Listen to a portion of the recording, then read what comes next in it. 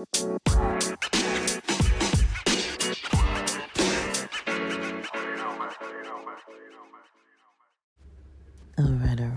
guys. Welcome back to the podcast, Back to Game and Compute. Today, I want to talk about the topic of, let's call it email marketing. So one way that I study email marketing is simply by viewing emails that get marketed to me, right? And trying to break it down and see what they did. And so it's a good way to try and focus how, if you yourself, for example, had a gig, a side hustle, a business, a side business, a website, and you have some service you're trying to market or a product you're trying to market, you can kind of follow the model of other people. I mean, this might sound weird, but it's like you can usually find how to do something by looking at what other people do to you. And I'm sorry I'm tired today, I'm going to be sounding a little tired, basically, but I think I've got enough focused energy to be able to speak on this. It kind of just hit me because, I got basically a spam email today, but we can learn from those. So let me jump into one. So I get this email from this person named Sharmila Banu. I don't know anybody by that name. I don't know anybody whose name even sounds like that. The title of this email that's bold right under their name, and this was sent at 9:14 a.m. today. For me right now, it's 10:16 a.m. Before that, I had a marketing email I'm looking at all my inboxes together. So I had one from somebody where I'm part of their affiliate program. They sent me something at 9:07 a.m. I subscribed to Neil Patel's content. He's got a lot of helpful free content on there. 8:07 a.m. I got an email from him talking about marketing is like investing, diversifying your marketing. So that kind of got the ball rolling on me thinking about marketing like that. Just the idea was in my mind just because I saw that email. I did click on his email and looked at it, and then because there was another link in there that I had to click and go in, I was like, this is something for later, and I just kept it, didn't delete it. And the first email I got earlier today was from Google at 6:06 a.m. So those are the emails I've received so far today throughout all of my inboxes. And this email particularly stuck out, the Sharmila Banu one, because usually I see them, I just delete them, right? But I think this is the second time I've received an email from this company, this person. And I don't even know if I'm pronouncing the name correctly. But somehow they got my email, meaning that something I did, somewhere I searched, somewhere I went, something that I'm on, they found me, right? There's an image I didn't download. Let me see if I can download it. No. Nah, I think there's no image, actually. So it's basically a hiring email. So I'm assuming they could have gotten my information from Indeed. They could have gotten my information from LinkedIn. They could have gotten my information from the fact that I have podcasts, websites, blogs. They could have gotten my information from some other thing that I'm subscribed to that may have sold my email to them. Who knows where they got my email address, right? But they got it. The title, Hiring for Content Writer with 100% Remote Tech M. So some things I noticed right away. I mean, I'm just gonna dissect this because I'm like, they contacted me. So at this point, I'm not even gonna, just some things that just stick out to me right away. So the 100%, the percent and the 100 are separated, right? The 100, like, it's separated as like two different characters. There's 100 space percent, space remote, space dash, 2 spaces, then tech, and then the capital letter M. Now, I don't know what tech M is.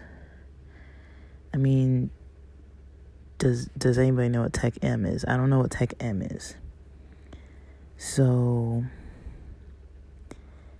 already in the subject line, that already kind of throws me a little bit, because I'm like, okay, maybe this is a professional company, but it's not 100% perfect as far as the spacing, as far as the wording. I don't know what tech M is, right?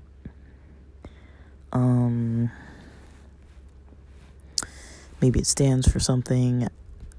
Maybe I'll find out later if I Google it. Let me see if I Google tech M, what stands out. Tech meme is the first thing that comes up. I don't really know what tech M stands for though. And I don't know what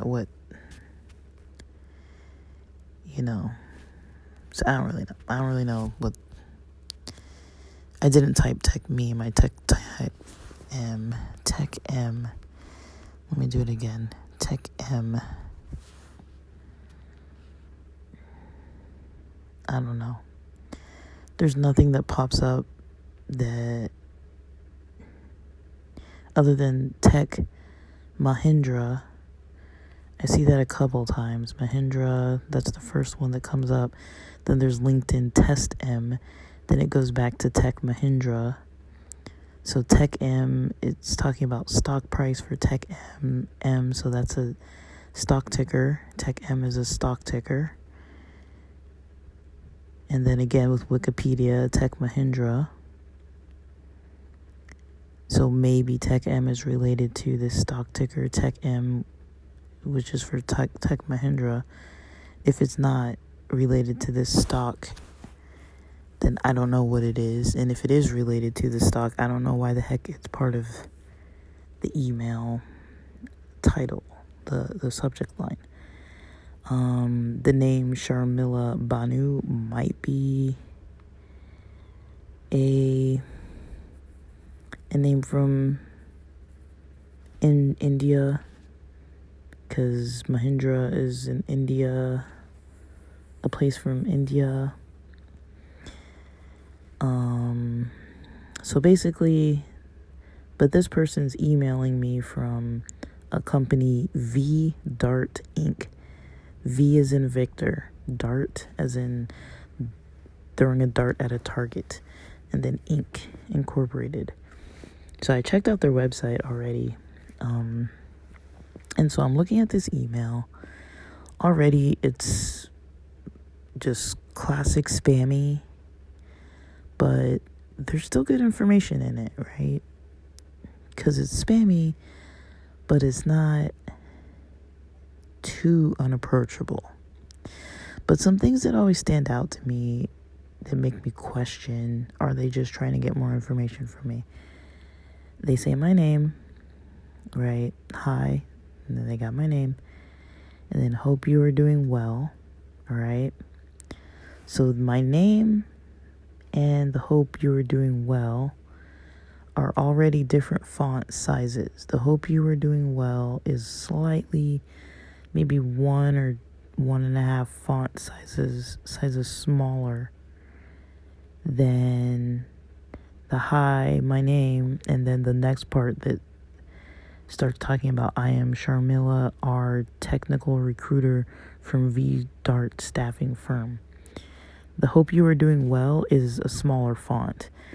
So that leads me to think, there's something that's automatically being generated here where some information is being put in at a different time than others, or they're just purposely making it look like that.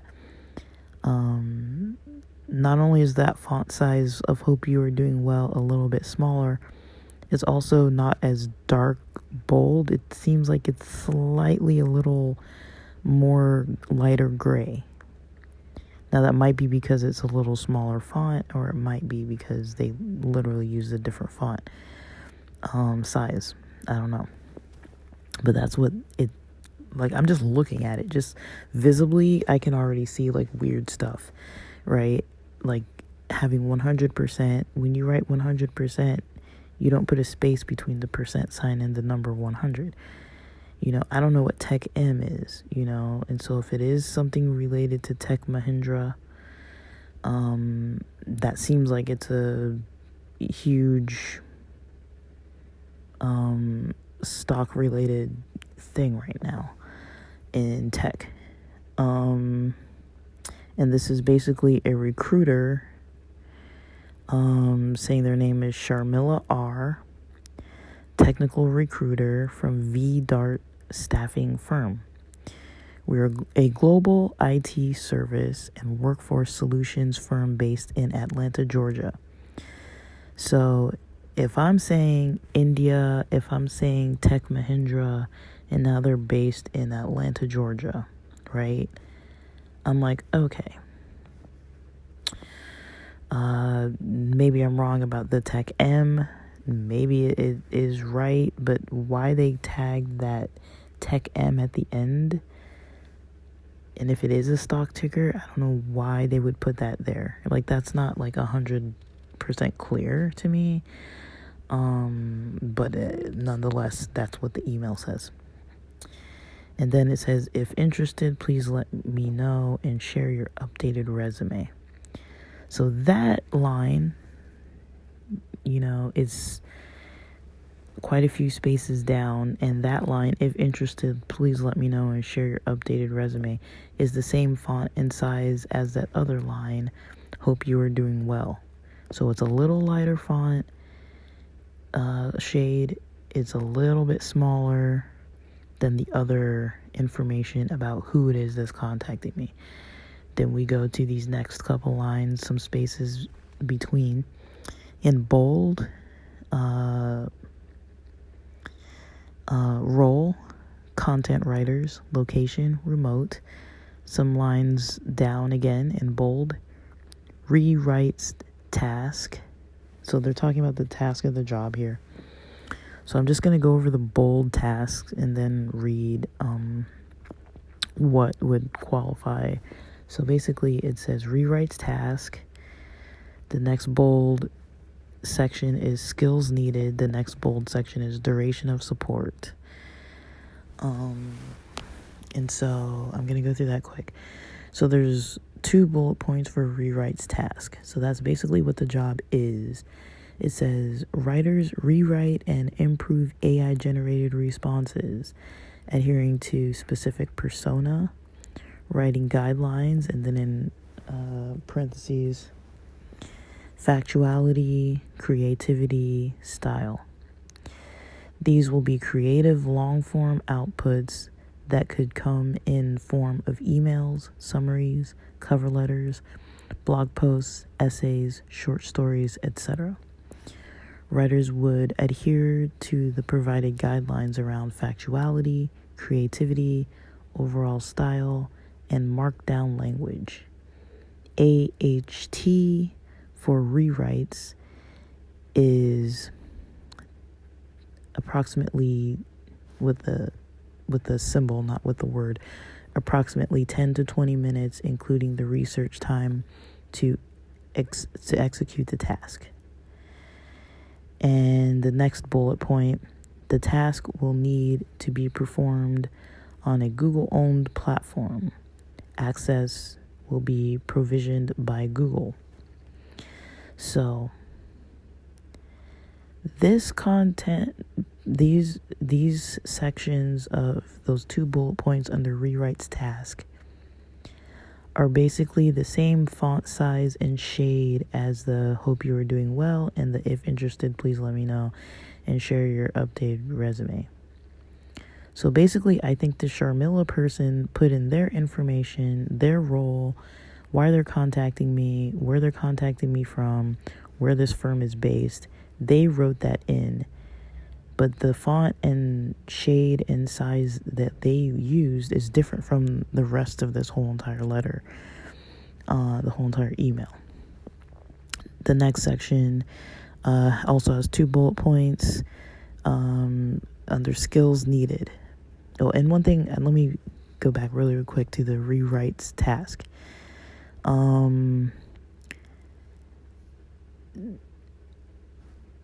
In the bold rewrites task, they spell rewrites with a dash, re-writes.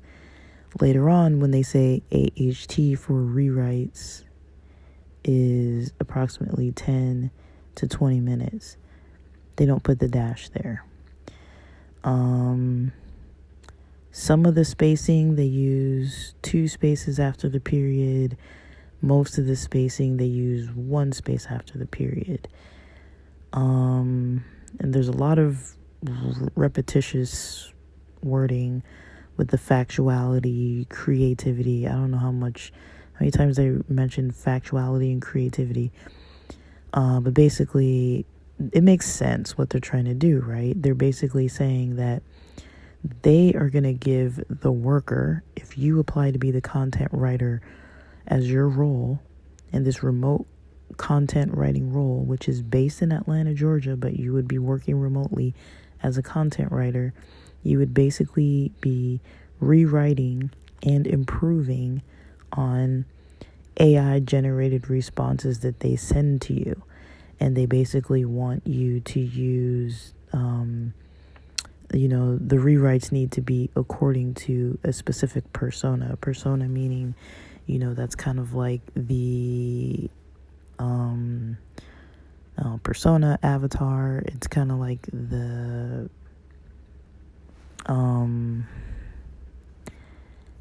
demographic or the combination of category of whatever the topic is. And I already looked it up, so I know they do kind of tech stuff for different fields like automotive, healthcare, stuff like that. And yeah. And they mentioned the Google platform, right? So skills needed. Prefer 1 to 3 years of professional writing experience in the fields of technical writing, journalism, editorial, fiction, support, or academic writing. Experience following a style guideline and writing to a specific voice and tone is preferred. Ability to research and validate facts is a must. Next bullet point. Good candidates include, but are not limited to, and then they have a semicolon, not a colon, a semicolon, not limited to, English teachers, journalists, technical writers, fiction writers, creative writers, mathematicians, web content writers, current affairs writers, and editors, expert AI teachers, etc. Then no punctuation after that. And there's no comma before, etc. And there's no punctuation at the end of that sentence. So this isn't perfectly written, but it's not so bad that it stands out like, whoa. But I notice little bitty mistakes, and I'm like, this is a little not perfect. To me, that turns me off. I mean, I'm not a perfect writer either. I know that. But to me, when I'm reading an email that's trying to market something to me or hire me or capture my attention, if the grammar is poor, like weird spacing, weird font sizes, like the spacing isn't all completely even, there's kind of some punctuation missing, some inconsistent kind of, dashes here, or like spaces before or after some dashes, and then some words that don't make any sense, like this tech M thing, and just like the font sizes being a little bit different. It's a little, for some place to be a tech firm, an IT tech firm, I feel like they could do better. Okay, the last bullet point, the last bold section they have for duration of support. There's one bullet point there. It says, support is needed immediately. Terms vary. Volumes will be allocated based on review of proposals from all supplier partners, quality of proposal, writing skill match, capacity availability to our demand, and then in parentheses, which can vary with time, and quality of outputs. So I will say that it's well written, like it makes grammatical sense. The whole thing is like, if I'm reading it, it sounds fine. If I'm looking at it while reading it, it looks a little weird. Just because of the weird little differences in font size here and there, the weird little missing punctuations here and there, the little bit of inconsistency with dashes in some words and then reusing the word and not putting a dash there. Little bitty things like that. And I'm like, you can tell someone proofread it for how it sounds, but as far as how it looks, it doesn't look that good. And to tell you the truth, when I first opened this email, because I would have just deleted it. But one thing is that I'd already gotten contact from this company earlier this week. So it stood out as, oh, they're contacting me again. Because I read an email like this earlier. I don't know if it was the same company, but I read an email like this earlier. And when I scroll all the way down, past everything to the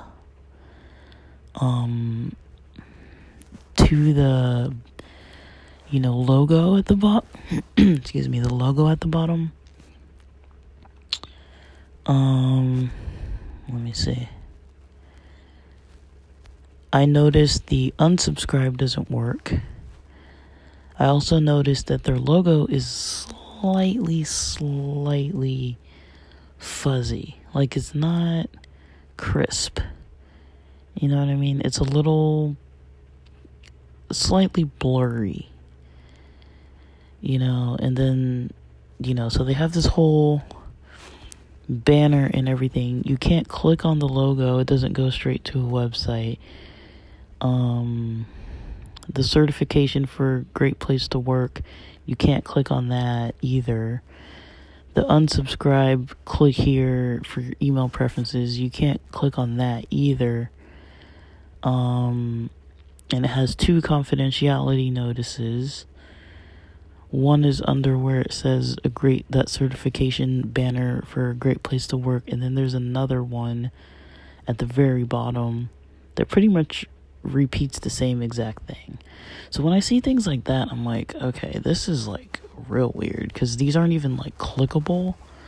The click here, I click it, but nothing happens. So those types of things, I'm like, all right, like most legit places, I'm not saying they're not legit, but I'm saying most legit places, you can click on the logo and it directs to the website.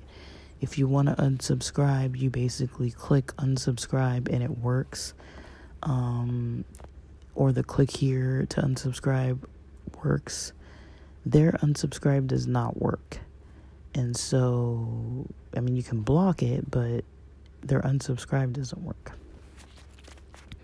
So for me, those are already the first things. If I go down and I scroll down to the bottom of an email and there's already an unsubscribe issue and some kind of weird like confidentiality notice thing, but then like they repeat it twice, it's just like, it's a little too messy for, like, it's not, I mean, these are things that, like, of course it's easy to overlook. And I'm not even saying this isn't even a real job post, because they have a legit website and everything, but I'm just saying, like, if you were the one sending an email to somebody trying to get them to apply to your job, this isn't the best first impression, in all honesty. It's not a terrible impression, but it's not good. You know, I wouldn't say, oh, this is like good. You know what I mean? It's actually not, it's not stellar. It's okay enough, but it's not that good. They have, okay, so then the last part they say, well, after duration of support, because I had just scrolled down and talked about the very, very bottom where they have the logo, the Great Place to Work certification banner, then they have the confidentiality notice, and there's unsubscribe from emails, then in bold and bigger font, the same exact confidentiality notice that they had before. So yeah, under the duration of support, it says language, : prefer that the language the writers are supporting is their first language. So it doesn't necessarily say English. It just says first language, right? Location, global, all right? Prompts are provided by Google and have been flagged as in single quotations, not the double quotation marks. So I don't know why they used single quotation marks. It should be double quotate, the two quotes, not the inside quote where it's like where somebody's saying that somebody said something, like, so that's already another error. Google have been flagged as bad by either user, and no period at the end of that sentence, no period at the sentence before that. Thanks and regards, Sharmila Banu R, IT recruiter, VDart Inc. Phone number is a 678 area code. Email sharmilabanu.r@vdartinc.com. Website www.vdartinc.com. And then there's also VDart Inc. vdart.com, not VDart Inc. So I clicked on the vdart.com website, got to their website, looked at their website, clicked on the 3 horizontal lines. So their website looks better than the email. And they basically list, they have a contact us. Their logo on the pages actually looks very crisp and clear versus the email where they probably just put in a photograph of it and it's just not clear. They have an address in Georgia. I've never heard of this area, Alpharetta, Georgia. I don't know Georgia that well. I'm not familiar with Georgia too much. They have their hours of operation, 9 to 5, Monday to Friday. They have an 800 toll-free number, another phone number, an 866 fax number. Locations in other offices. They have an office in Canada, Ontario. They have an office in UK, London. They have an office in Mexico, Ciudad de Mexico, Belgium.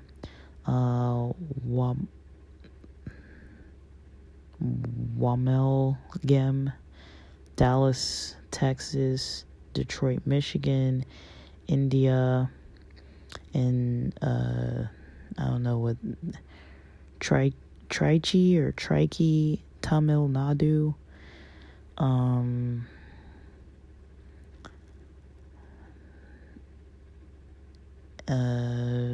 more India, Malaysia, Kuala Lumpur, and Gulf,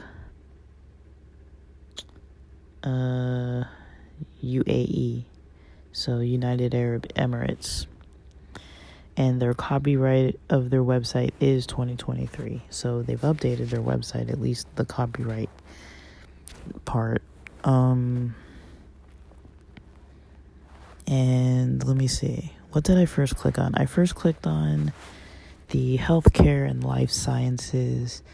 So the photo that they used, the picture, maybe it's a stock image. I'm pretty sure it's a stock image, but it's very crisp, clear, looks very technologically advanced. It looks like two doctors looking at a couple brain scans. One has a tablet in their hand with the same brain scans, and there's another person, staff, with earbuds in, looking at the same thing on their screen that the two guys are pointing at on the wall monitor. And then to the left there's more monitors, and across from that there's more monitors, and they're all open, mostly looking at brain scan images in color and some data that's there that you can't see any of the data details. Even if you zoom in, it's all too blurry. So the only thing you can see is the time that on there, it says 10:35. So it says healthcare and life sciences. We're committed to working with the healthcare industry, helping our clients embrace the technological revolution, and operating at the intersection of business and technology. Then industry expertise. There's another picture there too. Industry expertise, intellectual technologies. So they put periods after their title, after their heading, their headers, which is weird. They have a main header with a period after it. They have a second header under that with a period underneath it, or a period at the end of it. We bridge clinical and business insights using intelligent technologies to maximize the opportunities provided by digital transformation. Working with a wide range of clients within the healthcare industry, we're providing a wide range of end-to-end services to help them become an intelligent healthcare solution provider. Tahat, we all need for a happy and healthy future. I think that's supposed to say that, but it says Tahat, T-A-H-A-T. Then there's a banner with 3 moving pictures that all have the VDART logo, and they really built this to appeal to your visual senses, because it's got a lot of neon, a lot of beautiful nature, a lot of interesting things that makes you want to click on it. So one says VDART surpasses required SLA threshold. One says improving disability claims using artificial intelligence. And the third one says CCPA compliance for healthcare companies. So that one, the CCA compliance, has a period at the end. The other ones don't have a period at the end. And there's only 3, and it goes past really fast. Then there's a read more underneath each of them, which I'm not going to click on. And it says, let's talk. Ready to embrace the future. And you can fill in your first name, last name, email, phone number, company name, locations, what you're looking for, so you can actually get their services. But I feel like, it's a decent website. It has a 2-header with a 1 banner, moving banner blog post. It doesn't make a whole lot of sense. I mean, it's not incorrect as far as what they're saying, but they don't really tell you too much specifics. Like, it's very general. Like, basically technology and business in the clinical field of health. That's basically what they're providing services around. But I believe it's possibly, if it's content writing, I wouldn't want them writing content for me. I'm just going to be honest. Like, so if they write content, right, and they're hiring people to write content, and they have a website that has a little bit errors, their email that they send is already showing a little bit of errors. I mean, they're not like super obvious errors, but they're errors. And so would you hire a company that's, not using grammatical correct information? I mean, there's not even consistency, when I click on the other areas, their headers are like, visually they look consistent, but the way they use periods in their headers is kind of like a weird thing. They sometimes use it, they sometimes don't. And it's little things like these, so they talk about their products, VGO, mobility, and fleet management. And then there's V-validate, document authentication. The industries that they're under, there's automotive and mobility, there's banking and finance, there's energy and utilities, and the one that I read was healthcare and life sciences. So I don't really know. I mean, they say kind of vaguely what they do. They use a lot of stock photos. Visually, it's very appealing. But I don't know. Like, the stock footage is weird.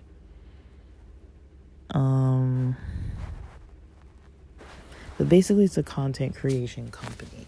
They hire people to write content in these 4 industry areas, and the email they sent to me was to try to get me to apply to be a content writer for one of these. And basically what happens is they use AI content.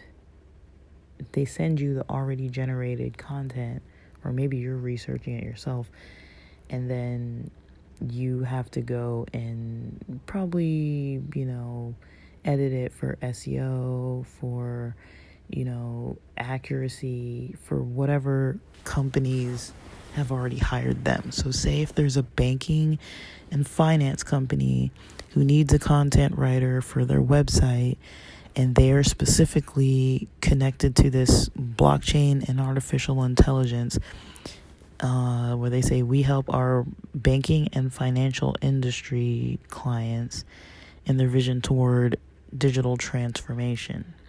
With disruptive technologies like blockchain and artificial intelligence, AI, we can demonstrate to our customers the potential to drive revenue and efficiencies with these best-in-class technologies. Okay, so if you owned a blockchain and artificial intelligence company and we're looking for content writers to help create content, they are claiming that they drive revenue.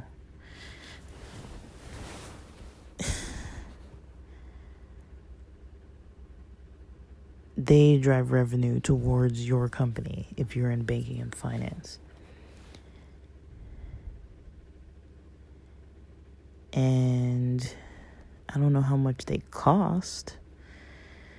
I don't know how much they pay either. So there's a lot of missing information. You have to contact somebody to get more, you know. But just visually, if you're looking and reading real quick, this website would probably pass the test of, you know, wanting to use it. So the way I already explained kind of the methods that they kind of get you. So I've talked before a long time ago about reverse engineering. These are the types of ways that you can technically reverse engineer a marketing campaign, you know, partially. So if you were using email marketing, you could find targets to market to that would potentially become a content writer for you.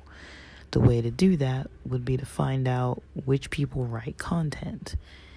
And whatever avenues you take to find out those people, you basically market your job email to them. One thing I don't like is that they don't say how much they pay. Another thing I don't like is they don't say if it's full-time or part-time.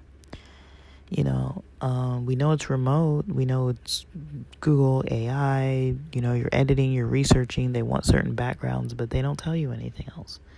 You know, how many articles are you writing per day? You know, if it takes 10 to 20 minutes, okay, but what's the productivity look like? You know, how many articles do they need from you? I mean, if they're going to give you like a penny per article or something, that's going to be ridiculous, you know, because that means you can do about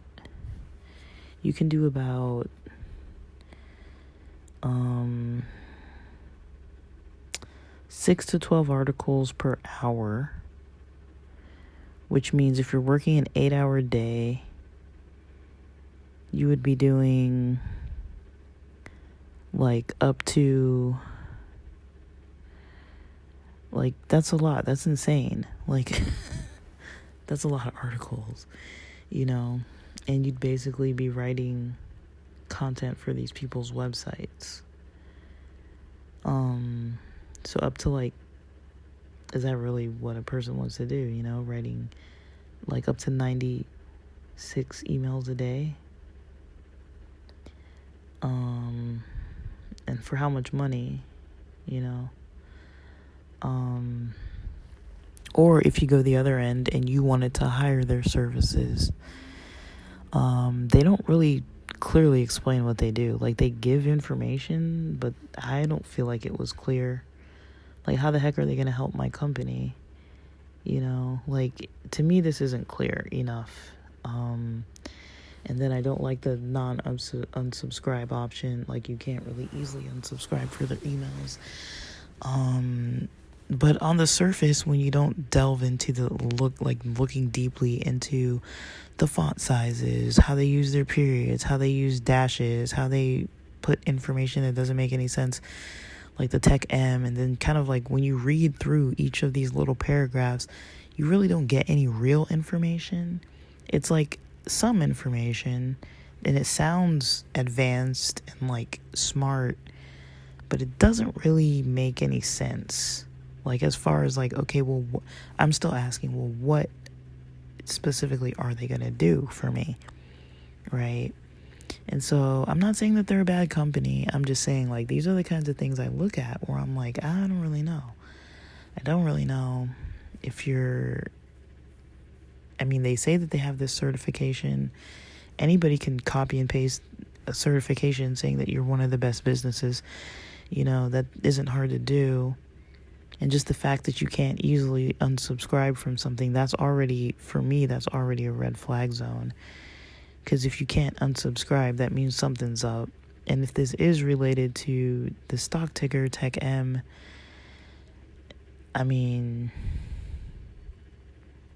then basically it's all connected to the stock somehow. Which I don't know. I mean, if it is Tech Mahindra, because they do have 1 or 2 India-based places, but then it seems like they say they have you know, areas based all over the world, almost like Dallas, you know, Malaysia, United Arab Emirates. But for something that seems to be so widespread, they don't seem to have very good writing skills, or they've hired out people to write, but it's still not, I feel like it's not pinpointed enough to be like, what would I be getting myself into? You know what I mean? Like, I've seen job posts before, and this one isn't that clear. And most websites, when they're totally legit, or emails when they're totally legit, you can go down to the bottom and unsubscribe. And usually when something's totally legit, you know, the confidentiality notice, I mean, it's like doubled. Like, they doubled it. They put it twice. Somebody didn't really fully check for the perfection of this message. And the website does have that weird Tahat typo. Just little things like that, though. But they're little errors, but there's a lot of little errors.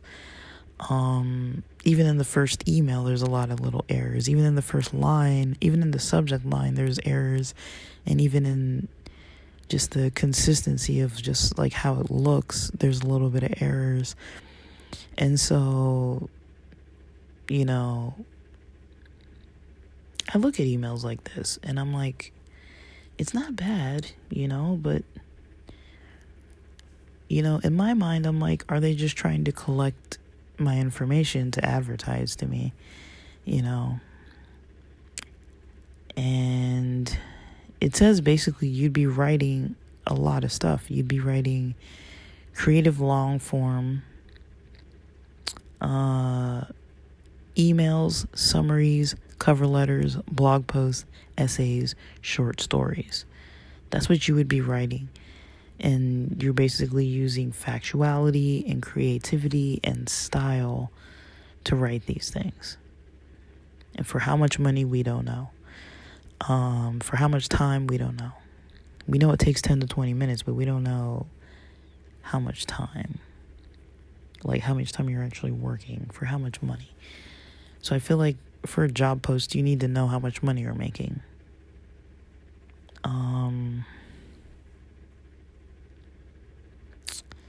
Do you have benefits? I don't know.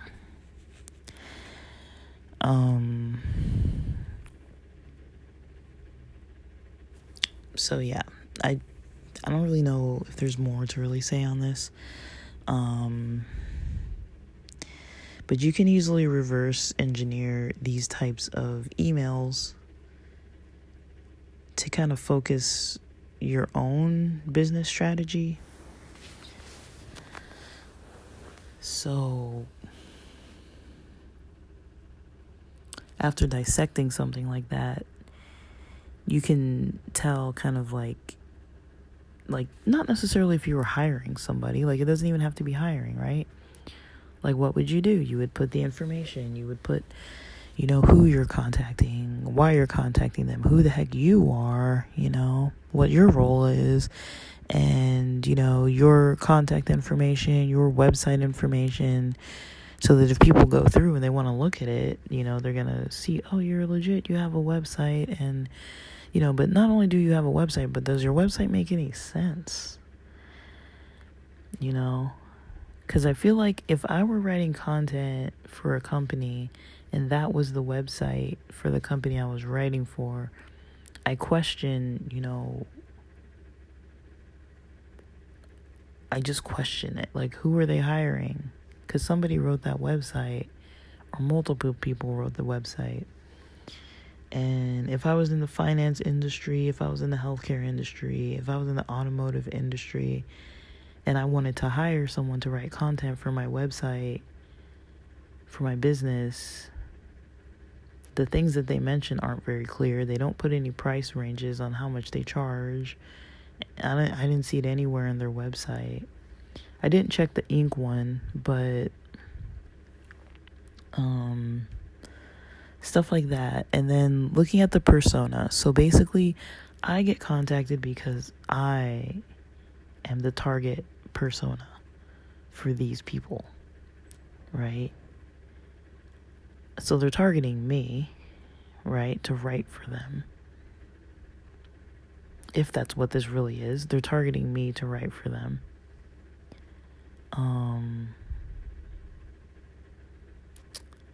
But what do I get out of it? I don't even know. If they can't say how much they give you, I mean, I might play around and contact them back, in all honesty, because I'm a little bit fascinated by it, but,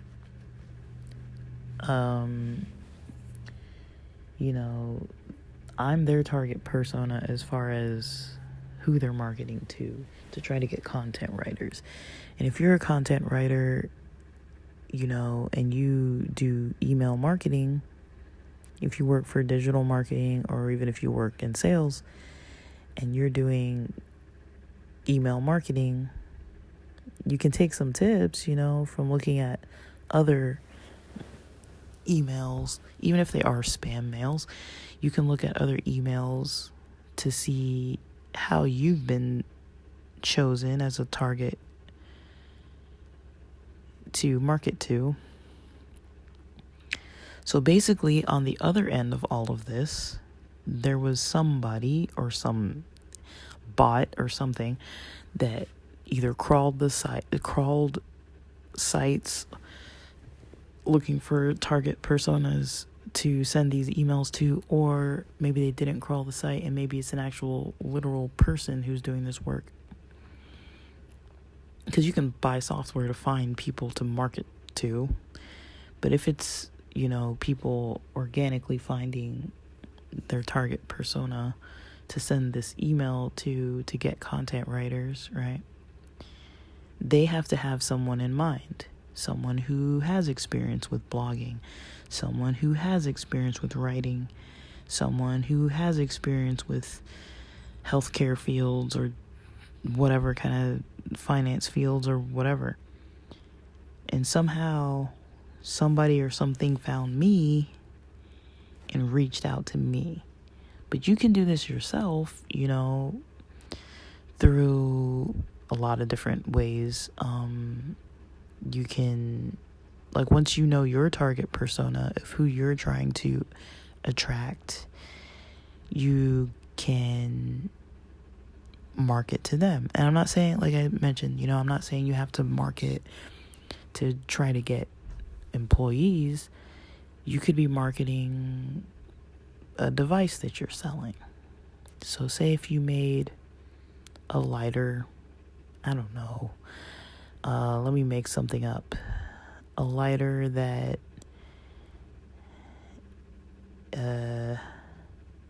just a lighter, I don't know.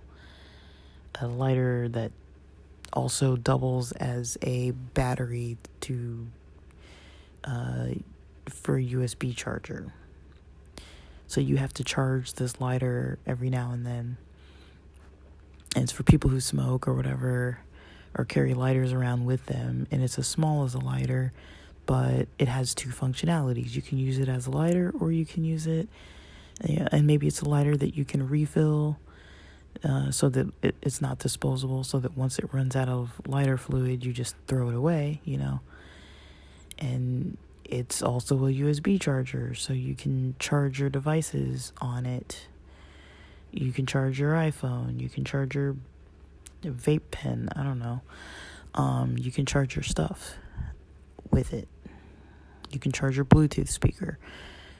And so you're out at the beach, it's going to be summer soon, and, maybe you have a lighter with you, and it also doubles as a charger. It's a functionality thing, and you're trying to market this to people. So how would you market it to people? Who would you find? If you were literally looking for your target avatar, what does the person look like who's going to need to use something like this? It would be somebody who carries devices that USB charge, somebody who smokes or does something related to fire. I don't know, someone who makes bonfires, someone who's a firework and firecracker and incense burning and candle burning enthusiast, someone who's out and about a lot.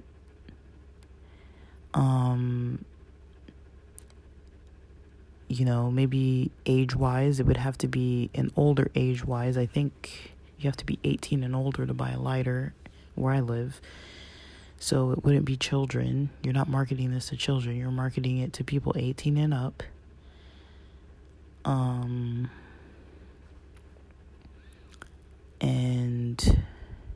those would be the targets of people you're looking for. And so one way you could find those people, I know we're talking about emailing here, but one easier way would probably be Instagram. That's already a slightly older crowd. I think you have to be 15 though, but you could find older people on there. You could go through Instagram and find people who are into weed, find people who are into tobacco and cigarettes and cigars, and just individuals and what they follow, all the stuff that they're enthusiastic about that they follow, or if they have a specific niche, or if they have a theme page where it's maybe like a, head shop, smoke shop, bong shop type theme page. You could market to them, or you could, ask them to promote your item that you're selling, that you made, or whatever the heck it is. And you could get sales that way. And so it's like, I guess I went off topic going on the Instagram route, but you could also use that to capture emails, right? You could put up you can make like a squeeze page, or just like a page where you're getting emails, and maybe that theme page is helping you. Maybe there's like a bong shop that is really popular online on Instagram, and they have a whole lot of followers, and you're going to look for pages where they have a lot of followers, right? You don't want somebody with like 200, 500 followers. You want close to like 1 million followers, 100,000 followers, 500,000 followers. Because basically, if they post your item on their site and you pay them $20 a day for 5 days, just to, like, they can't do it back to back maybe, but people who go on their site because they post regularly and people are enthusiastic about their products, they're going to see this thing and they're going to be like, oh, this is a cheap lighter. Oh, and it has like a USB charging capability. It's like a battery, and I could take it with me. Who doesn't need to charge their stuff in the summer? And if you're out and about and you're a smoker and you have the easiest thing is cigarettes, I would say. If you have cigarettes and you're smoking them, and every now and then you need to charge your stuff, but you don't have your car, or you don't have a place to charge it, and you don't want to carry an extra charger, but you're going to carry a lighter with you every day, that would probably be a pretty marketable product, honestly. I don't know if they even exist, but I'm just looking across the room and I see a lighter on top of one of my candles, and I'm like, all right, lighter. And I need to charge my phone, so yeah, lighter, charger, but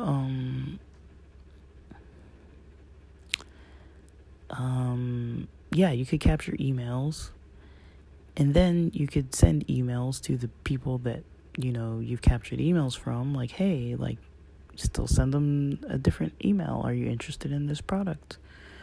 Or subscribe to my enthusiast podcast where I talk about topics about smoking and fire and lighters and charging and technology and stuff. And maybe they'll subscribe to your podcast and hear your stuff, and you'll get people that way. Maybe they're not going to buy your product, but maybe they'll subscribe and you'll get the fee that they pay for the subscription. This takes a lot of work, but I would say, and I got to take advice from myself too, but it's like, sometimes, you can just, the quality as far as what you say and how you say it, and it has to look appealing and it has to make sense. To me, this marketed email to me was a little bit of a turnoff as I delve into it and look at the weird punctuation things and the weird little errors, and then I go on their website and it doesn't make any sense to me. Like, so yeah, if it doesn't make sense to me, it's gonna be a little complicated, right? Like, to me, that's kind of not the best first impression if something doesn't make a lot of sense. But I would say they didn't do a terrible job. They didn't do a terrible job. I think most people would probably ignore it and delete it and never look at it. Like, I see a benefit in looking at stuff sometimes. Like, I'm not saying open things and, like, get viruses. I'm just saying, I'm going to get spam emails marketed to me anyways. But what you want to learn is how to not sound spammy. I'll give you an example, and it's a little bit of an off example, but I'm going to give you an example. The previous company I worked for, we did a form of sales. We basically were trying to, at some point, get clients, right? Because we needed clients so we could provide services and bill for those services, and then in turn the insurance would reimburse the company for the services provided, and some of that money would keep the company rolling. Others of the rest of the money, would go to us as the employees. That's how we got paid, right? If you don't have a caseload, you have no one to provide services to. If you're not providing services, you're not making the company money. And if the company's not making money, you're not making any money. But it was hourly wage. But there was a certain amount of clients we needed to have. And when we first start, you don't have any clients. You have a caseload of 0. And you have to build your caseload. So the insurance had already sent us a list of over 160 something people that you need to call. And the targeted person that they had in mind was someone who was a high utilizer of the ER, and or a homelessness status, and or a qualifying physical or mental health condition that meant a severity of a condition, like something around like HIV or AIDS, cancer, diabetes, rheumatoid arthritis, asthma, COPD, schizophrenia, bipolar disorder, major depressive disorder. Like, I can go on. There's like an exhaustive list. But basically, it wasn't hard for the people to qualify, if they were usually of a certain age range. A lot of people already started having like diabetes and all these other kind of situations, like a stroke history and things like that. And so they already qualified, right? They didn't know us. We were just some random company out of the blue. They did not know who the heck we were. These clients already had doctors, their primary doctor. They usually had a few specialists. They usually had a therapist or a psychiatrist prescribing meds if they maybe didn't do therapy. But they already had needs, right? They already had unmanaged health conditions of some form. So they already needed help because they kept going into the ER, or their doctors were trying to get in touch with them and never could, or they were always missing appointments. Like, the insurance was notified of certain patterns that these people had where they needed services. So they needed our services, but we were cold calling them to get them to enroll in our services. We knew they qualified for our services, and we knew that they needed the services and they could benefit from us helping them.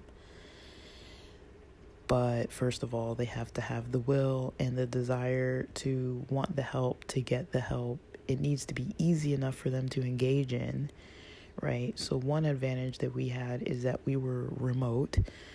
We were online. We could be called, texted, emailed, unlike other facilities where a lot of times you had to go in person. If they needed a ride to an appointment, today's Thursday, if they needed a ride to an appointment next Thursday, they could just text me or call me with their information of where the appointment is, what time, when they need to be there by, and when they need to get picked up from their house, and when they need to get picked up from the appointment and taken back home, right?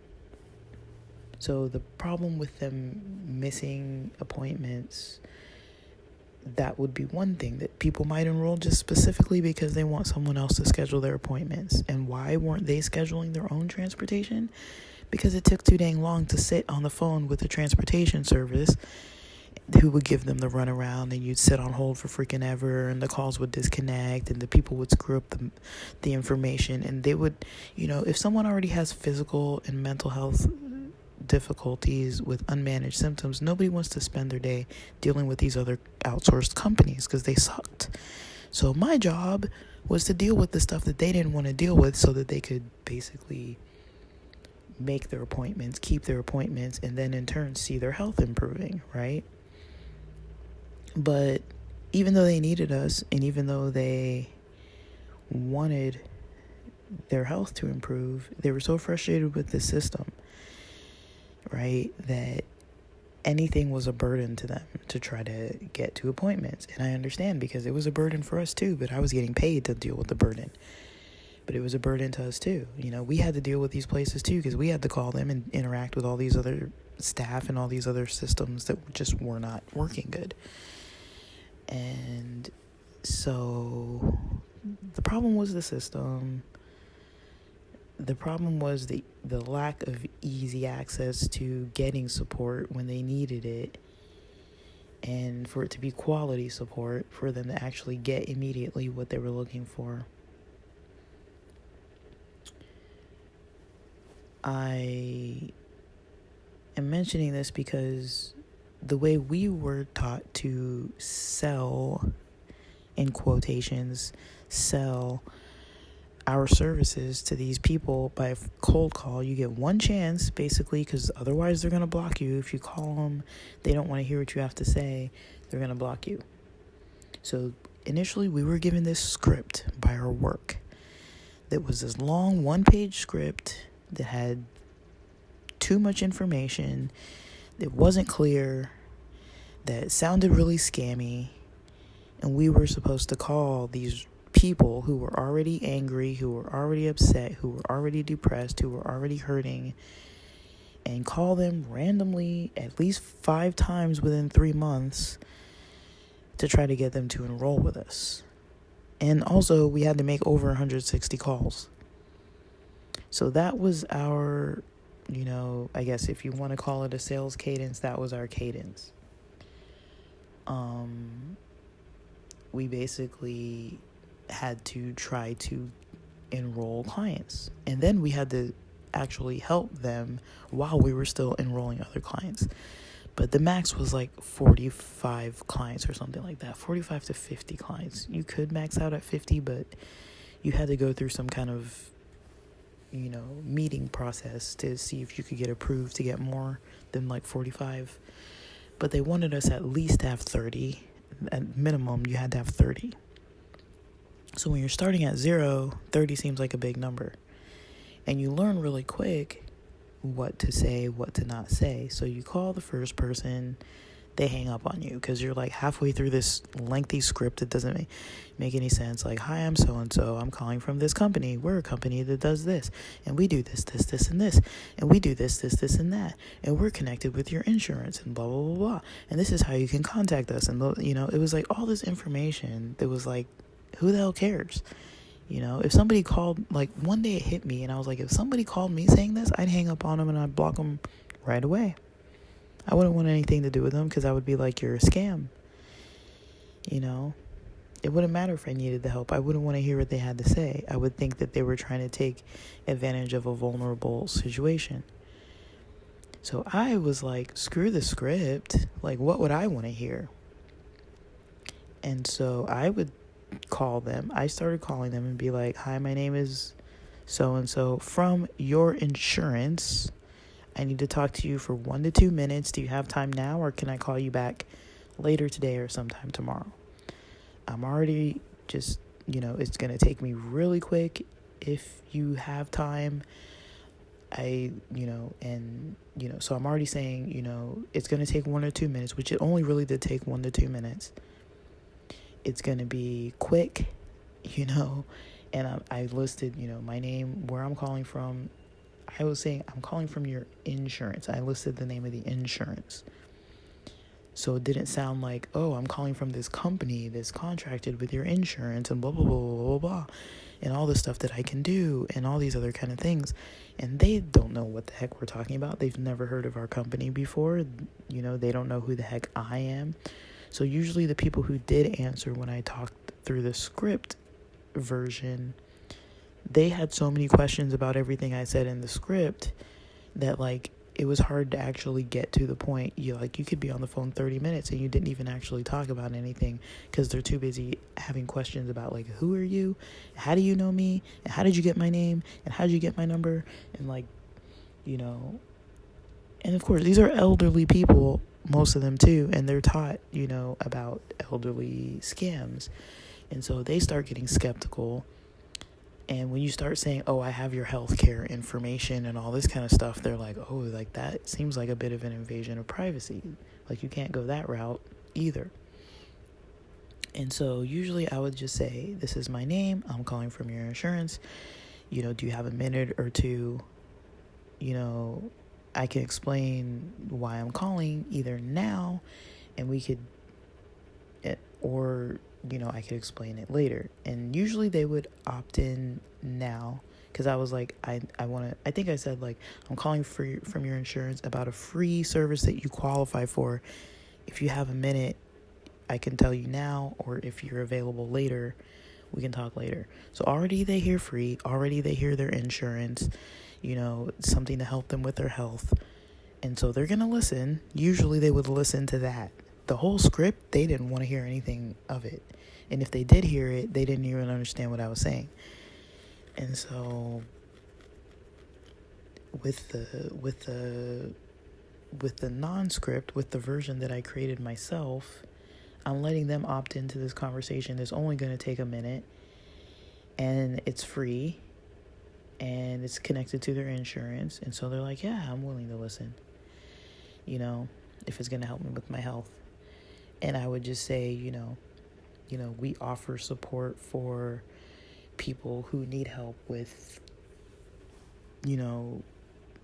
community support, healthcare, physical or mental health, or, just practical daily needs stuff, And so I said I will describe some of the things we help people with.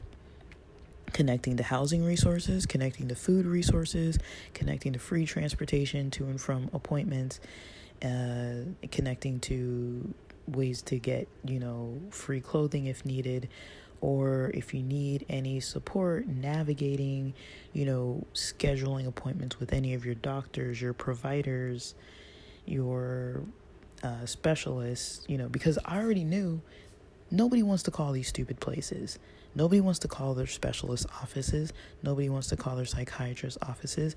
Nobody wants to call any of their doctor's offices. Nobody wants to call transportation.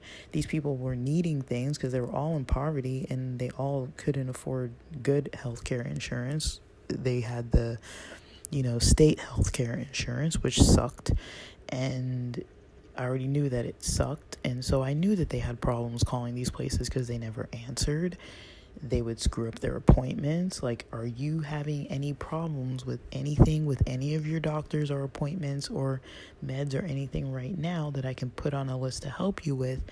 And if they said yes to any of that, I would just enroll them. I would be like, okay, well, I can enroll you real quick, and I'll send you a letter on the way of more details about our services, and I contact them back within a couple days with whatever was the first thing I was supposed to work on with them. Say they have an appointment coming up next Thursday, I would be like, is there anything I can try to start working on with you today, and start on that thing?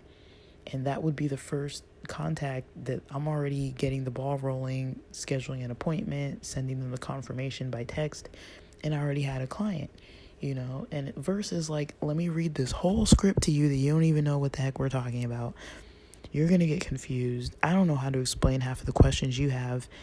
And I didn't even get to tell you what we do, even though we really can help. And then I'm not putting any actionable steps in front of them that they can even choose from. Like, I was just like, these people need help now. What can I start helping you with today? And when can I call you back about the next step on that thing that you need the most help with now? And I will enroll you based on that initial problem. And then as I get to know them, as we talk more further on, I start to realize the other issues going on. They need help with this, they need help with that. And then I can create my caseload quickly. I create what I'm going to do with those clients quickly. And then I built the caseload real quick. And then I was able to just start helping people. And then, so I got the caseload part out of the way, right? And then I had a caseload of people I could just keep helping. And we would just go down the list of their treatment plan, versus making it, like, the way the system works is they wanted us to make it less convenient for the client. So they wanted us to read this whole script that was obnoxious and sounded really spammy and scammy. They wanted us to talk to them about all these kind of things. They wanted us to do these excessively long assessments and treatment planning and sending letters all the time and emailing them and texting them all the time and calling them all the time. And they didn't want any of that. I was just like, look, if you text me once a month and we check in once a month about one thing, that will be fine. Like, we don't need to talk every day. We don't need to talk once a week if you don't want to. We don't need to be on the phone for an hour once a week if you don't want to.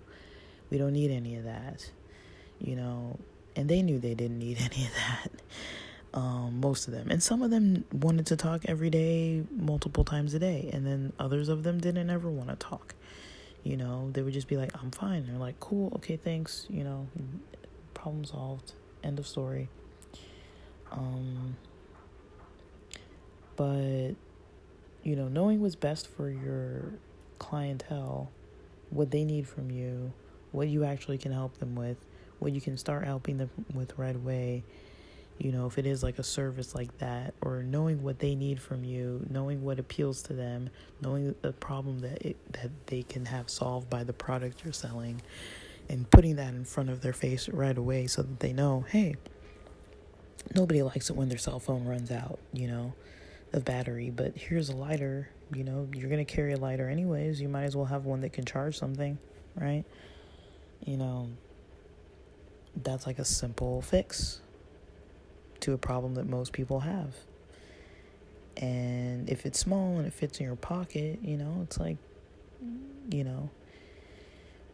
that's fine, And I mean, that's a stupid example with a lighter, but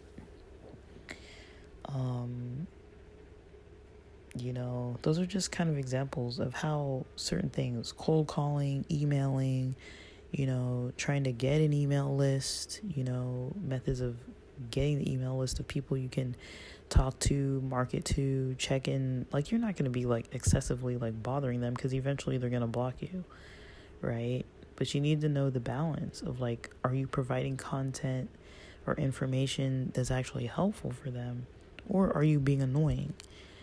I always noticed with work, with that healthcare job, with the insurance and stuff,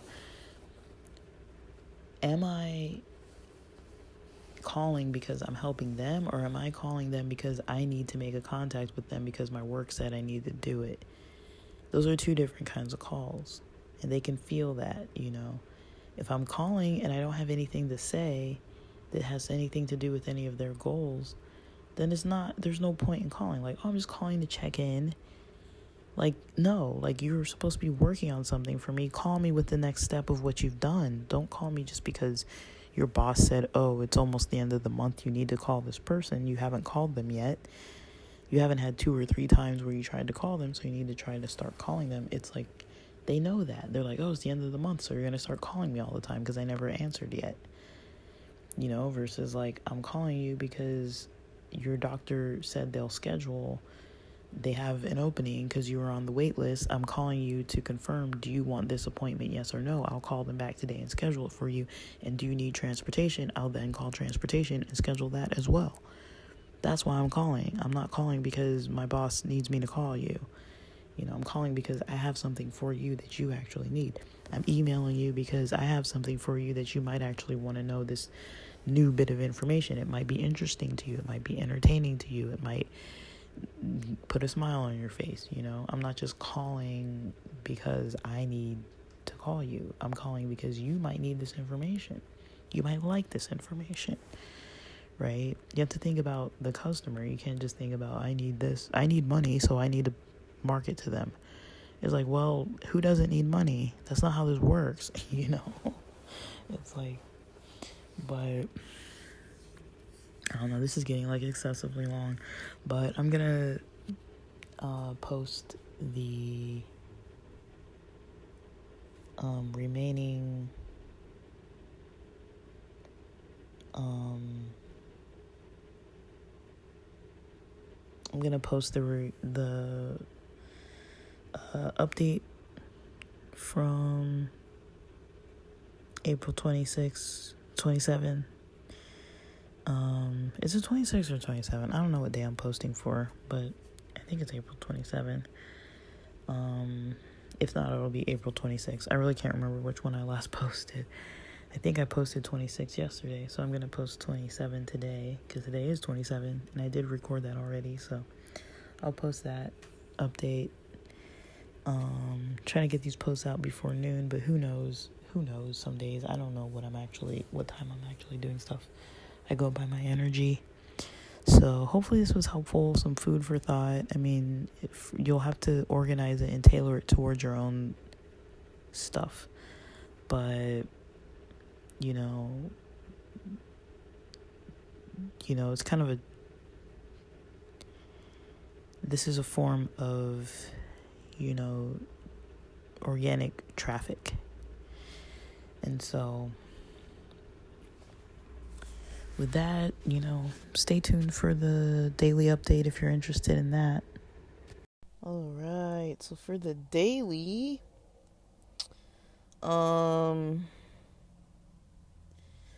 this is a daily for April 26, 2023. Maybe the very end of April 25th, 2023. So I think I left off at my recording when I was leaving from the gym. I found my wallet in my gym bag in the wrong pocket, but it was there nonetheless. And then, which is good. And then I went from there into, I don't know what I was talking about actually when I was driving from the gym, but yeah, like the gym yesterday went pretty well. The end of my day yesterday went really weird, but not in a bad way. It was just unexpected, So I did mention that I had C4, probably about 100 milligrams worth of caffeine in the C4, because I had a half scoop yesterday, but no coffee. And then I try not to have coffee on the same days that I have,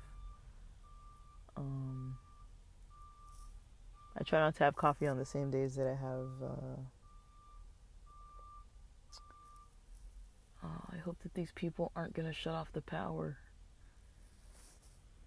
I see they're doing construction. Okay, they're going the other direction.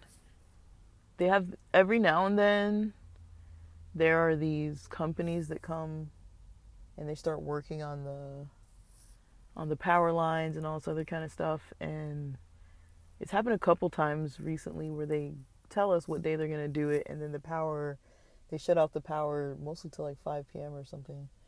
And I'm not prepared for it today, but yeah, sometimes they say it's going to last till like 11 a.m. or something, and then it goes to like 3 or 4 or 5. So they've done that a couple times. I don't remember it happening before, way back, but probably because I was out all day those times. I don't know if it's just something they're doing this year, but I feel like they've done it like 3 or 4 times this year already. In 2023. But anyways, yeah, I saw a truck and I thought that's what it was. Um, so yeah, yesterday was just kind of strange for me. I did the gym thing. Had the, you know, I didn't really notice like too much of a pump yesterday, but I think I've just been exhausted. My sleep hasn't been too good, and I've been kind of ignoring it, but I do notice like I do get grumpy, grouchy, and I kind of find myself wondering why. And I'm like, I think it's because I just don't sleep good sometimes, and you know, there's really nothing that can help that. Like, there's nothing that can substitute for lack of sleep. Um, but yeah, yesterday I had this experience after the gym where, you know, I showered and then prepared, like, my protein shake was already in the freezer, so it was a little slushy, which was how I like it. And then I had some leftovers. So the night before, I guess my mom had made like this kind of low salt meatloaf and potatoes, and there was like a bowl with some leftovers of that in there, and I had that, and you know, uh, so I ate the meatloaf, I ate the potatoes, I had most of the protein shake, and I started doing this meditation. I don't remember what time it was. I think I was watching Freaks and Geeks while I was eating, because I started rewatching that show during this week. So I was watching 1 or 2 episodes of that. It was like a pirate stream, like on fmovies.to. You gotta kind of like click off all the ads and stuff, and like try not to get your stuff hacked. But I mean, yeah, like, it's best to use VPN, like, definitely, but, you know, sometimes I don't, in all honesty. And, yeah, so I had that, and I was watching, you know, for free on there. And then,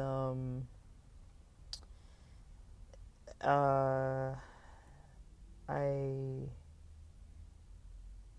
started listening. I was like, well, let me try to incorporate some meditation every day. I don't know if I'm really going to do it every day, but let me start to incorporate meditation every day. So I sat down and I, you know, laid down, and I was like, let me meditate some. So I've talked about this guy that I listen to, Channel Higher Self. His name is Lincoln. And there's a video that he posted not long ago that is about, it has the word success in it, something about success. It's like 3 hours long. So first, not yesterday, but I've listened to it in multiple stages. First I got to 30 minutes in, then I listened to another 5 minutes another day, and then from 35 minutes in total, I listened yesterday from minute 35 through up until like an hour and 20 minutes, and I realized I kind of was listening to that and like drifted off to sleep a little bit. So this was sometime between, dude, I don't remember. Sometime between, when was it?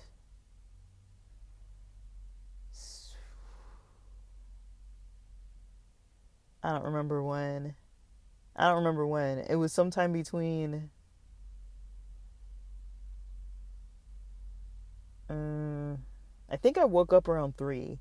So I want to say sometime between 2:15 and 3 I slept. So it was like 45 minutes or so. I kind of drifted off, 45 minutes or less. And I woke up and I was groggy. I was like, oh man, I'm groggy. And I thought I was going to have like a phone chat with some friends. I wasn't sure. But earlier in the day, someone had mentioned 4 p.m. And I was pushing all day. I was like, dude, like, can I even make it till 4? Because I was like really tired.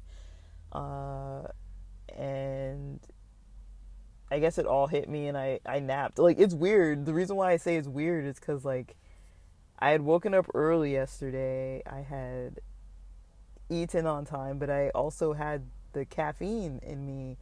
And I rarely nap, and in addition to rarely napping, I rarely nap with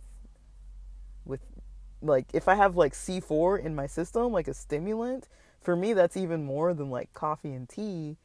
Like, that stuff usually keeps me up. It doesn't usually put me to sleep. And to be sleeping like in the afternoon like that, not even at night, I was like, this is weird, because I don't usually sleep in the middle of the day. Like, on rare occasion I will nap, but like, that was weird for me. And so it just proved all these things I've been saying these last few days, how my energy is a little bit off. But I did get back into the gym for the first time yesterday, so I'm hoping in the next couple of days I'll start feeling normal. Um, but yeah, I feel like the brain fog comes from this melatonin, because I think, so yesterday was Tuesday, so that means Monday night I had, am I going to get this wrong? I had about 4 or 5 milligrams of melatonin. Last night I had, Tuesday night I had about 9 milligrams of melatonin. Because I was like, I am sleeping, like, I am gonna go to bed. And I was dozing off by like before 10 a.m. I was getting before 10 p.m. I was getting tired, which is good. I was like, I need to sleep early. I was probably asleep by 10:30 p.m. Woke up around 6 this morning. But yeah, before last night, I had a nice, much needed, lengthy chat with a close person I know, and it was very helpful. Like, I got to kind of, I hope I wasn't like unloading too much, but I got to talk a lot about just kind of this experience, this whole imposter syndrome experience, and procrastination, and avoidance, and all that kind of stuff that has to do with pushing myself to be ready for this next career move. And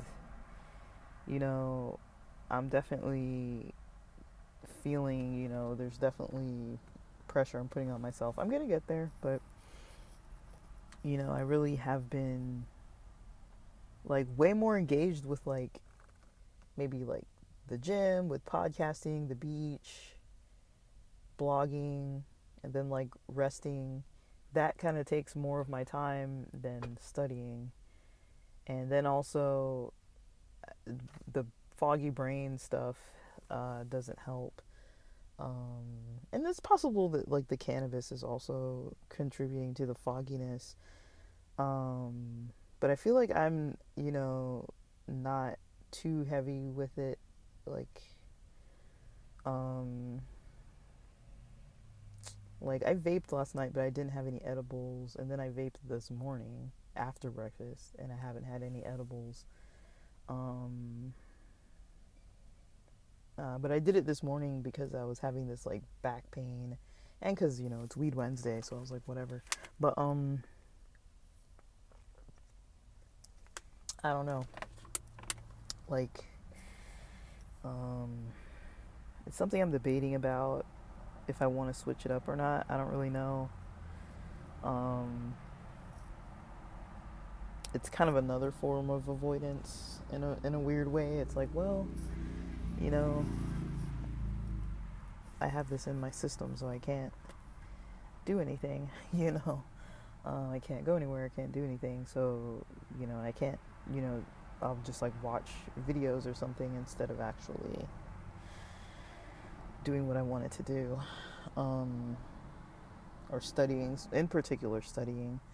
But it's not like I'm not doing anything. Like, I'm definitely studying analytics. I'm studying SEO. I'm studying kind of like algorithms and things like that. Like, I'm not doing anything, and I'm eating healthy, and I'm getting back to exercising this week. But sometimes I take a while off. I'd say like maybe about once a month I take about almost a week off, for my own personal reasons, and that's fine.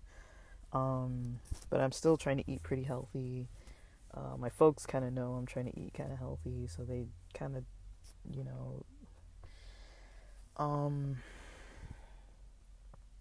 kind of take that into account a little bit. But yeah, I mean, my weight, I did a weigh-in this morning. My weight is about 0.5 pounds, like half a pound down from where it was at, I think the last weigh-in I did. I think it said April 10th, and today's the 26th. I was trying to weigh like once a week, but I skipped last week. But yeah, it helped to talk to my friend yesterday. It was a big chunk out of my evening, but it was nice. It was a nice big chunk out of my evening. But I think we started talking around 4:30, and like I watched the sunset at the beach, and so it was that long, you know. But it was nice. Like, we don't get to talk too much lately because we're both busy. Like, I am busy, even though I'm like still like I'm not focused, but I'm busy, if that makes sense. And like I'm kind of like in the background trying to build up all this stuff, you know. I do find it valuable. I do want to write a lot more. I'm gonna get back online today on my Amazon books and see what the heck is going on with that, because I thought they would have been ready, published by now. I don't really know what's going on with that, so I need to like learn more. I didn't learn a lot. I just posted to see what would happen. But yeah. So yeah, and I've got some like a little bit of marketing to pay for. Sorry, I keep opening the windows, guys. It's hot in here. I'm in the car, and it's like the sun barely started coming out, brighter behind the clouds, and now it's like, yeah, it's busting through the marine layer, and it's freaking hot. It's gonna get up to, I think, 68 degrees today or something, or 63 or 68 or something. But let me roll down the windows. Sorry. I know it's gotta be annoying listening to... I know I screw up the quality with recording outside and driving around and being at the beach, and there's always like people, but you know, I feel like that's just naturally how I want to record. Keep it as like a raw part of my day. And because, you know, this morning I spent like 45 minutes posting stuff that I'm kind of like back entering, you know, stuff that I haven't, not a lot of stuff, but just from the past day or so that I hadn't really posted. And it took me like 45 minutes just to upload whatever today's uploads were. The uploads that are actually posting on April 26th. And that's on 2 of the 4 of my podcasts. I have 2 other podcasts that I have episodes I need to record that I still haven't even recorded quite yet. So I definitely am taking time with these things. I'm not going fast. And it does take me a long time of my day, like a lot out of my day. And I'm going to try and eat lunch around noon today. It's 11:41 right now. And yeah, so in between, let me see what I actually wrote, because I write in my apps note sometimes, like the stuff that I'm doing, so I don't like forget. Man. So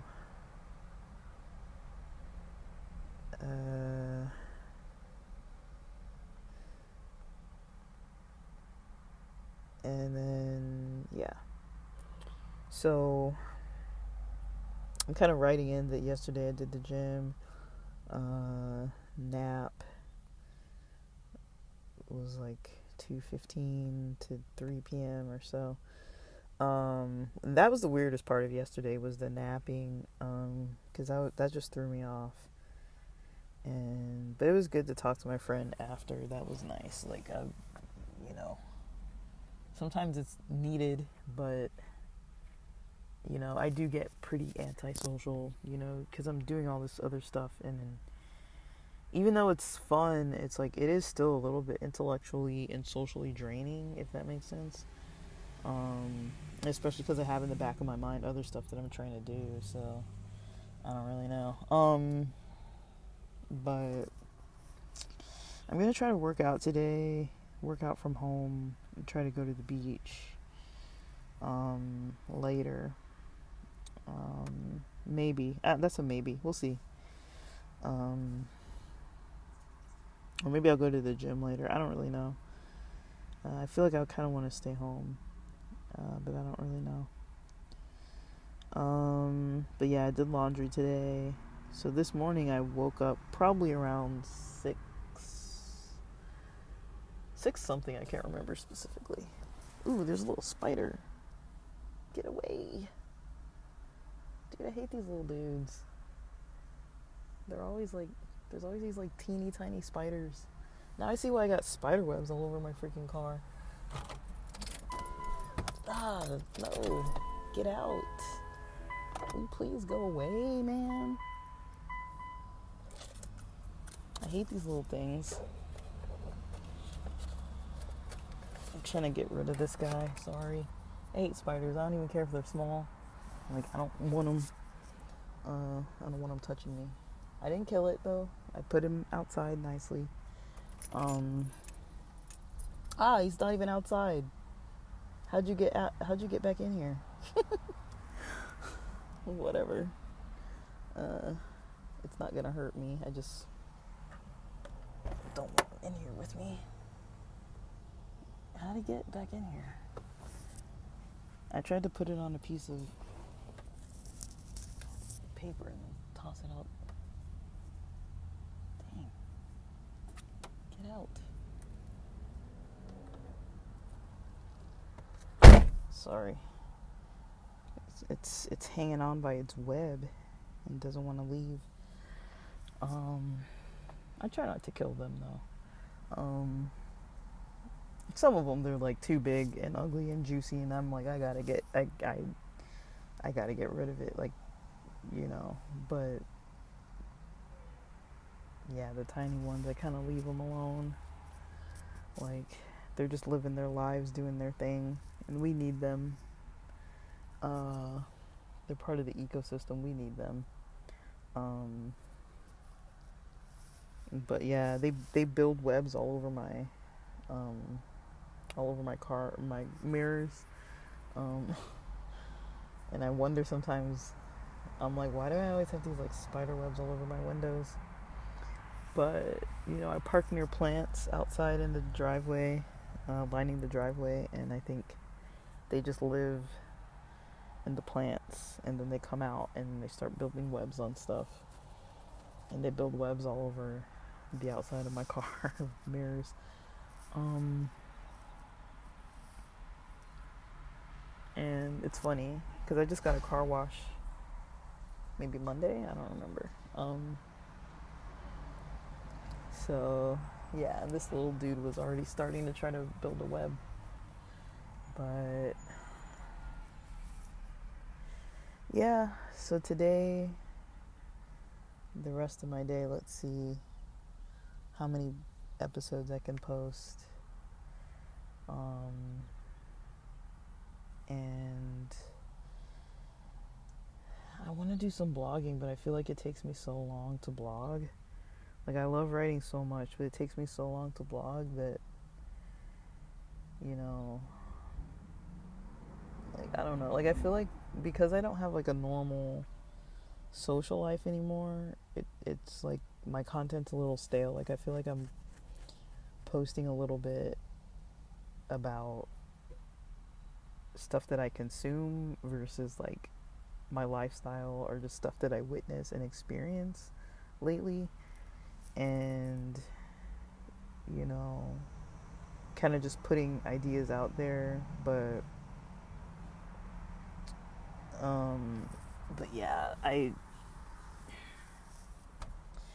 don't know. I'm also trying not to spend a lot of money, and the more I drive around, the more I wear down the car. It does take gas money. Like, I try to stick to like $10 of gas a week, if that. Because I'm only really sticking around to my little areas. And I do buy stuff online, but I'm trying not to buy too much stuff. And I got this Vegas trip coming up, so man, I'm a good kind of busy, but I'm definitely busy, and I have drained energy to show for it. So But it is a lot of thinking. I was kind of talking about that with a friend, is like, I feel like it's so much more draining to not have like a very, very, like, I do have like a schedule. Like I said, like I try to eat lunch on time, I try to eat breakfast on time, I try to wake up early, I try to eat dinner on time. But I do have a very, a schedule that's very, how shall I say, it's really varied. It's varied throughout the day, throughout the week. Like I try to podcast in the daytime, but we're almost pushing noon now, and it's like, so. And I do feel a little more comfortable recording outdoors. That's another thing. But then, like, as it's no longer cold anymore, and we're having sunny, hot days, which is nice, which I appreciate, but that makes it a little bit more complicated. But yeah.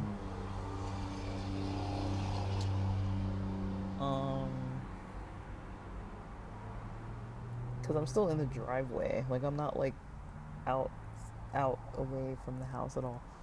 And I know there's people who are like, my folks will be in the backyard sometimes, and they're like gardening, and I know that like there's a gate right there by the driveway, so it's like I'm not completely in the clear of people like overhearing me and stuff. But that's, how it is. You live with people, you live in a city, it's really hard to get space to yourself, unless you have your own place, and even then you're still sharing close by properties with the neighbors. Like, our neighbor's house, I think the space between our house and theirs is, let's call it 6 feet, maybe 8 feet max. Like, I don't think it's that far. And then the house on the other side, same thing, probably about maybe as wide as one car can fit, and then like a foot maybe on each side on our end, and then on their side of the fence maybe another 3-4 feet. So yeah.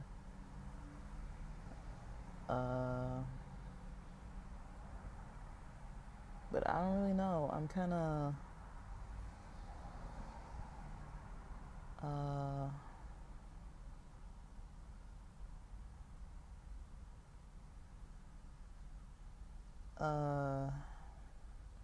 I'm figuring it out. I think it's okay. I still track that I'm being productive and everything. And I feel like I'm being productive enough. But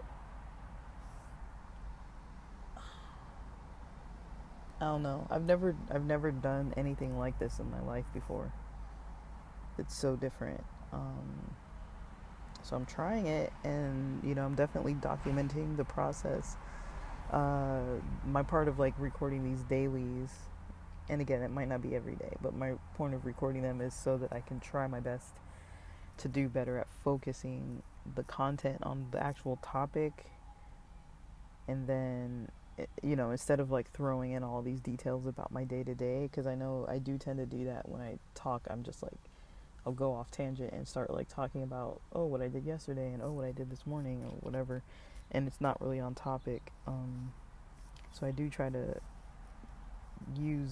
I'm like, let me just use this part of the space to be able to just record whatever, and just post it as often as I record these. Just post them up. So it's gonna make it so that the content is longer form, but at the same time, I'll try to say when I'm gonna put the daily segment in, and hopefully if people want to skip it, they can skip it, because that's gonna be the point where I just start rambling. But some people like the rambling, some people like the day-to-day stuff. It's kind of more personal, but kind of more, I'm comfortable sharing it. Like, it's not, like, I don't share every detail. It's just kind of like a little bit of play-by-play, but it's not so much play-by-play that it's like it's not to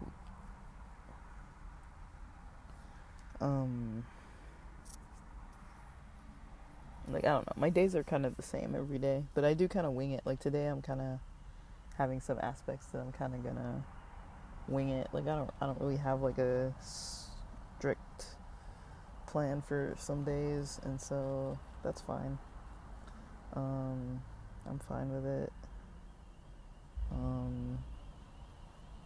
But yeah, I'm doing the basics. I mean, that's kind of what I was trying to do, is just get my life balanced enough to be able to do the basics. But I think the part that I'm struggling with too is like thinking about working full time, a 32 or 40-hour work week, and thinking about working full time. What will that look like? And if I'm working full time, or once I begin that part of the process of things, once I start getting back to working full time, you know, am I going to be able to maintain, you know, what I've been developing over the past 3-4 months? You know, I do worry because I did get way off track. Like, how things look for me now in April compared to how they looked in December, like the end of 2022, when I was like done with working the job I was at in mental health. Oh man, like, it's definitely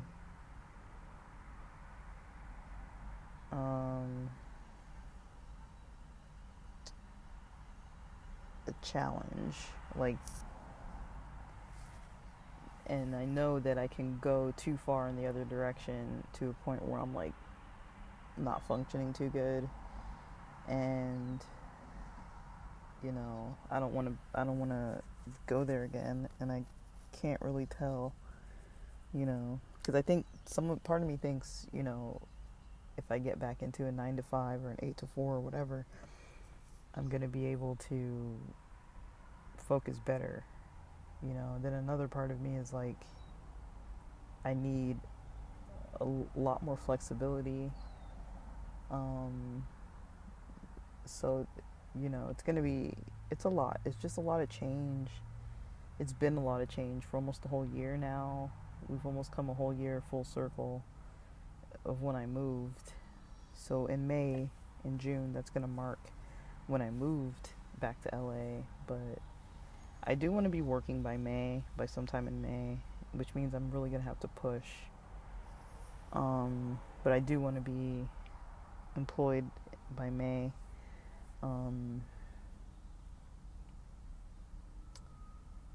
Because by the time Pride rolls around, I want to have a job. I want to start getting out more, meeting some more people around that time. But yeah, I'm pushing myself a little bit. But yeah, today I think that's the plan. Is just work out and yeah,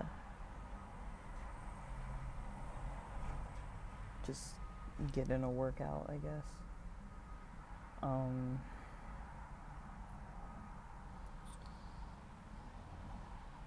And you know, keep doing what I'm doing. I got other posts to do, so I got another post I do want to put out, and then I do have some other recordings I've been sitting on that I need to record.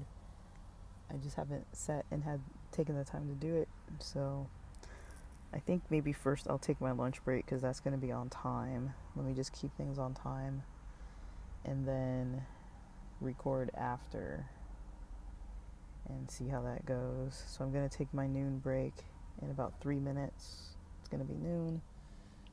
I mean, I don't have to eat like on the dot, but I'm trying to eat at noon.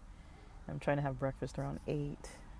I shifted my schedule a little bit earlier. I was having breakfast at like 8:30 and lunch around like 1.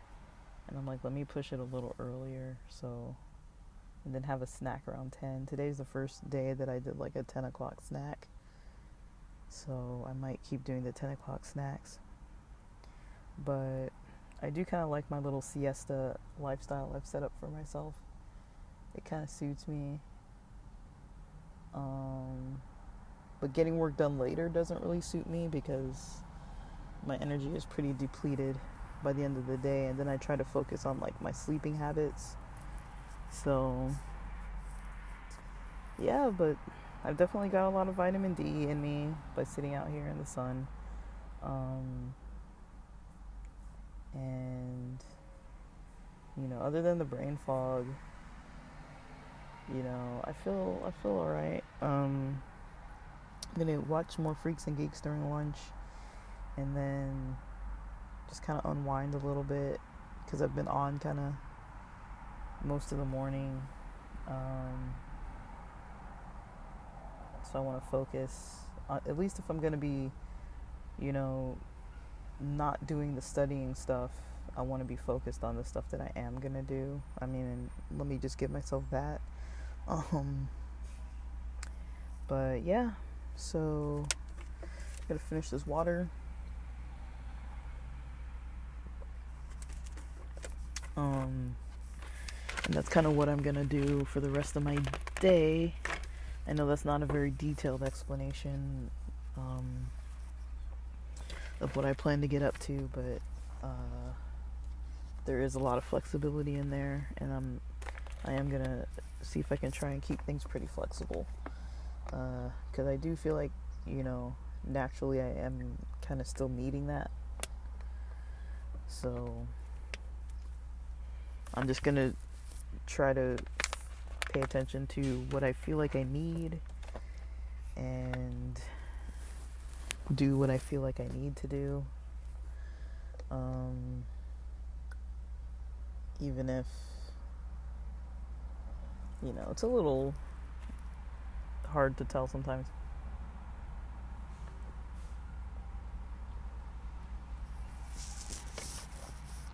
Like, I can have a hard time telling if I'm doing what I need to do or if I'm procrastinating. That is kind of a hard thing for me to tell right now. Is like, am I procrastinating or am I doing what I need for myself?